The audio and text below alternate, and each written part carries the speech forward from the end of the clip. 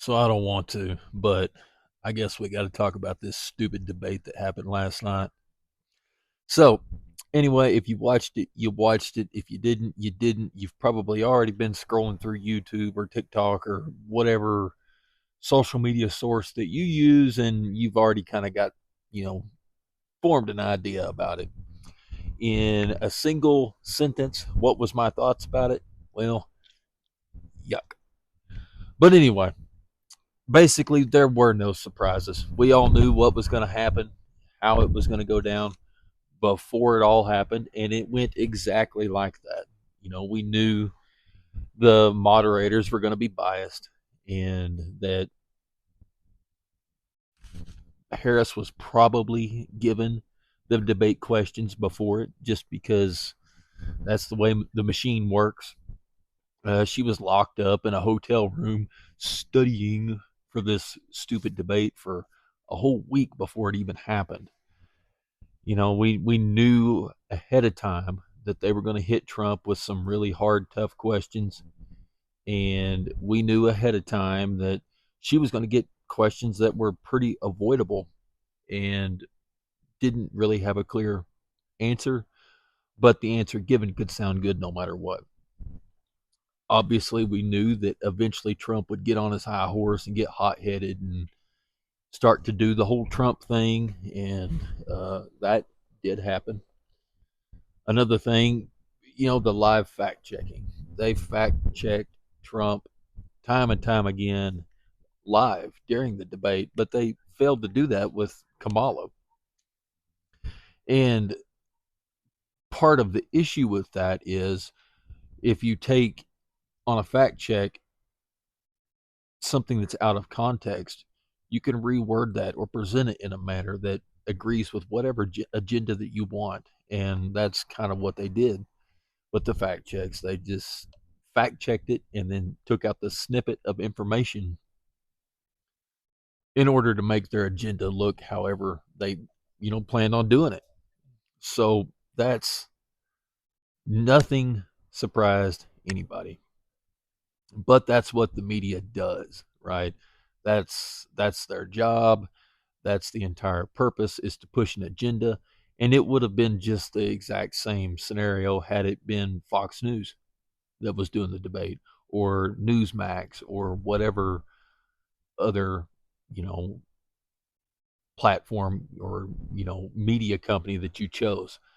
It's impossible to avoid bias in media. There's bias in everything, including me. I've got my own biases. I try to leave them out, but it's really impossible. I've already kind of presented my bias so far already. I will say I'm not like this big, Trump worshiper. In my opinion, choosing between Donald Trump and Kamala Harris is nothing more than, do I want a shit sandwich or do I want a shit sandwich with mustard? And that's the way I feel about it.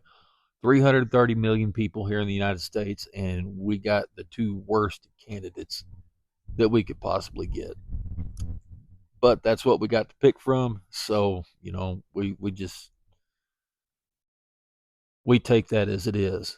And as far as who won the debate, I don't think there's any winner in it, but rather who would the purpose of the debate is to persuade people to vote for one party or the other, right? That's what it is. That's what it's for.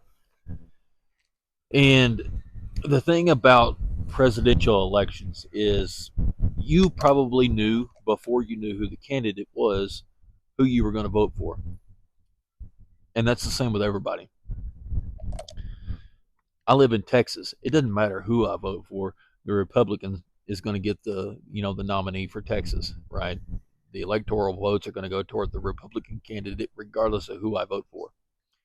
Now, there are what, 5 to 7 swing states, you know, uh, scattered around, Michigan, Pennsylvania. Yeah, I'm not going to name them all. I think Georgia, New Mexico, Colorado, and those may or may not be the ones. Just thinking off the top of my head here, but when we look at that, it comes down to those very, very few wishy-washy people that can't make up their damn mind, or they're just uninformed. These are the people that vote, but at the same time, they actively make it an effort to avoid any kind of news that they see whatsoever. And the only political information that they get, the only news that they get is, what their friends and family were discussing, or, funny, stupid little memes that you see on Facebook or Instagram, or, stupid little viral TikToks or whatever. And those people right there, they're the ones that decide elections. So it's under 5% of the votes, and then take that number and make it even smaller, because it's under 5% of the votes in these, 5 to 7 swing states. It's a really small number of people. And most of them are uninformed. If they were informed, it doesn't matter which side they voted for. If they followed and kept up with stuff, they would know about the policies and agendas. There's my air conditioner. So y'all apologize I apologize for the noise. But if they were to keep up with this stuff, they would already know who they're voting for. So, in my opinion, Kamala Harris did a lot better job of speaking to the uninformed viewer. She did a lot better job of making sure she could get good sound bites for her supporters on social media. Now, I'm not saying what she said was right. A lot of what she said was false, or at least said completely out of context, where it may not be an outright lie, but it was deliberately misrepresented. She did a better job at presenting to the stupid people than Donald Trump did. And that's something that the Republicans need to step up their game on. The Democrats figured that out a long time ago. They could go after the family whose nobody has had a job in 3 generations. They can go after the poor, and I'm not saying anything bad about them, but the homeless guy that doesn't have internet access doesn't really have a whole lot to go on getting their news information, and they can go vote simply because they just want something to do. You know, not throwing any shade on those guys. It's just the truth, right? So that's something that the Democrats have learned, and they have absolutely leveraged it. So we're going to see what happens if there's a new debate, a third debate. But I don't see it being any different, no matter who it is that hosts it, whether it be Fox or CNN. It doesn't matter, you know.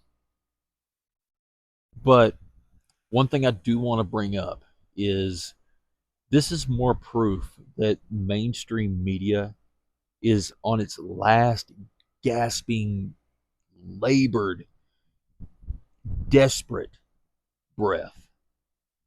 And yeah, I'm including NBC, MSNBC, Fox, CNN, all of them.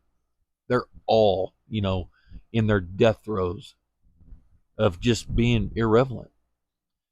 Because the truth is, I mean, it's the same reason y'all are watching this video and you've watched it for, 8, 9 minutes so far. People are getting their news from influencers. I don't consider myself an influencer, but that's where people are getting their news from. And, it's through things like TikTok and YouTube and things like that. You name Rumble, or this fly is going to kill me, or I'm going to kill it, one or the other. But that's where the real information comes from. You say what you want about TikTok, but there are major events that happen that I'll find out about at 4:30 in the morning, as I'm sitting in my truck waiting to go in at work. And it may be 5:30, 6 o'clock in the afternoon before any of the mainstream news people even bring it up. Well, and they've been talking about it on TikTok or YouTube or whatever all day long, and they were talking about it before I saw it at 4:30, 5 o'clock in the morning. And that's where the real information is. And I don't see that changing. As a matter of fact, I see it becoming, it's going to get even more so. And it is currently. Y'all can probably back me up on that. Y'all probably feel the same way. So, as you know, anybody that has a YouTube channel that has, if you have more than just your immediate friends and family watching it, you've really got a responsibility to keep yourself in check. And if you do have a bias, you need to recognize your bias and declare what your bias is, and do your best to not let that bias stand in the way of providing good quality information that people need to know. But yeah, we'll see what happens. For the record, I'll be voting for Trump, which says a lot because I normally just don't participate. Right?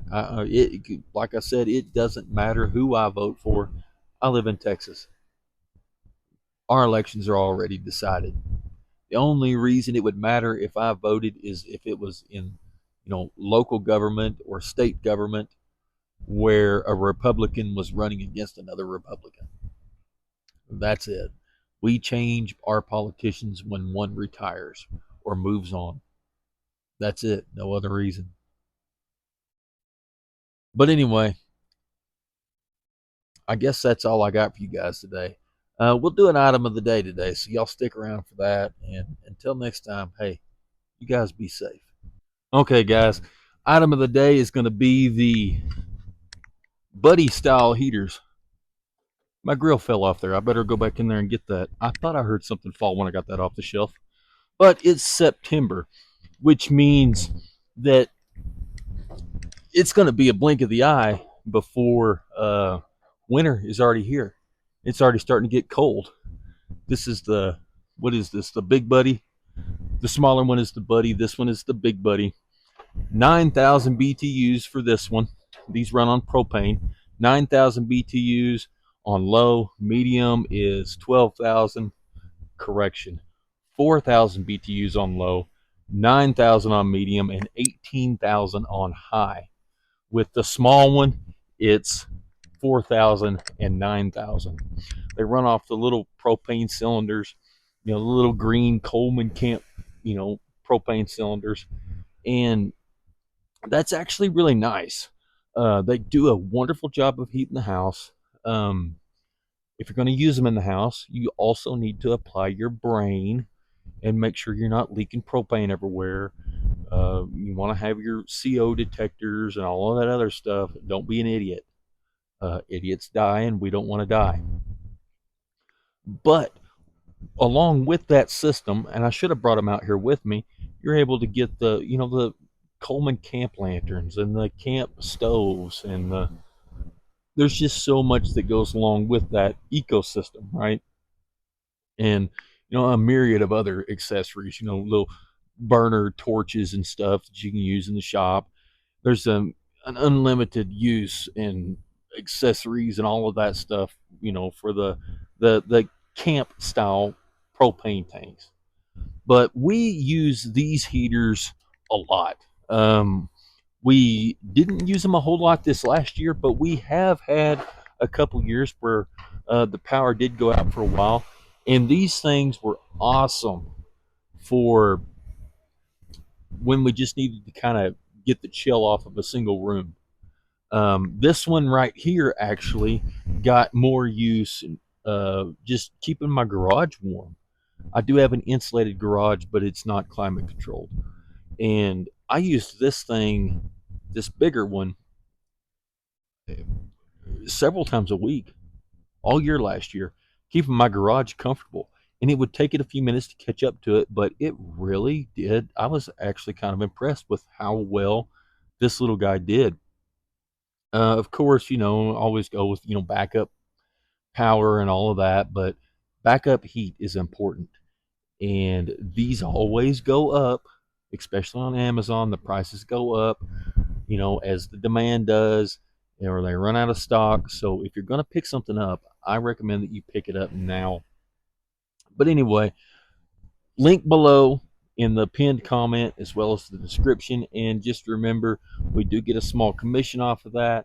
And hey, if you want to throw me some support, we do get a small commission no matter what you buy, even if it's not an item that I put in my link. As long as you use my link to get to Amazon, we'll get a small commission off of it. It doesn't cost you a single penny more. All right, until next time, you guys be safe.